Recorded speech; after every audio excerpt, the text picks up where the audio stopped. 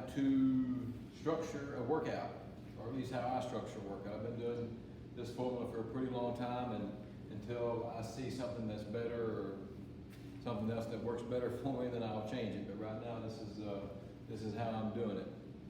So always start off with a foam roll. So we do some tissue preparation, just roll it out. We mainly focus on the hips and T-spine.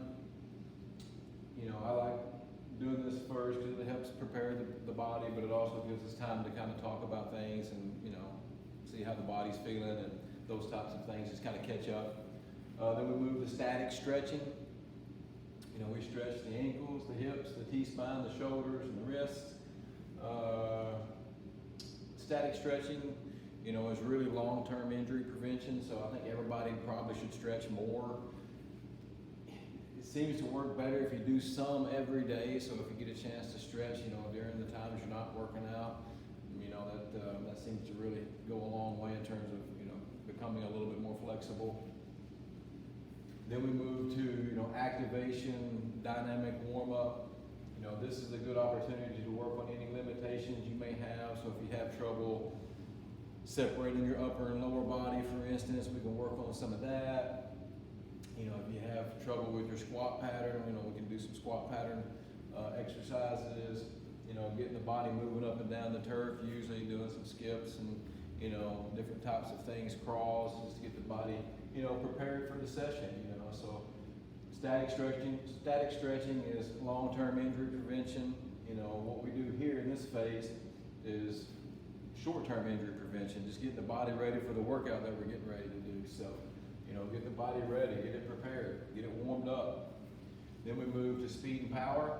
This is kind of the fun part of the workout. We get to do, you know, plyometric jumps, box jumps, lateral bounds, moving in different, you know, planes, that sort of thing.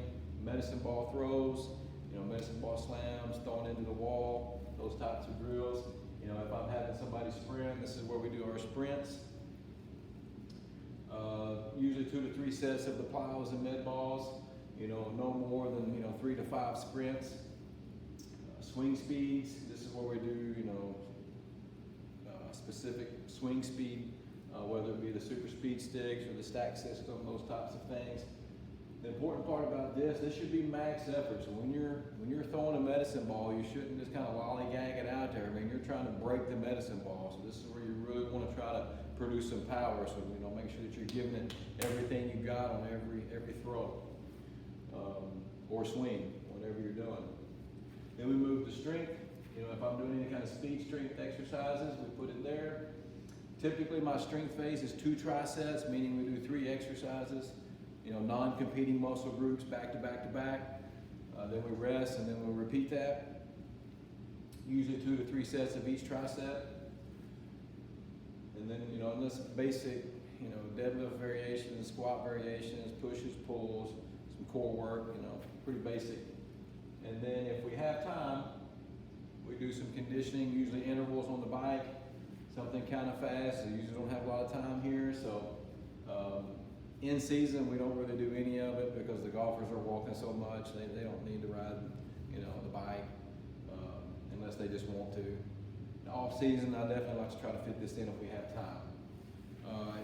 Really what you become when you're a trainer is a time manager. So foam roll 3 to 5 minutes, static stretch 8 to 10 minutes, activation dynamic warm up 8 to 10 minutes, speed and power 10 to 15 minutes depending on what phase you're in.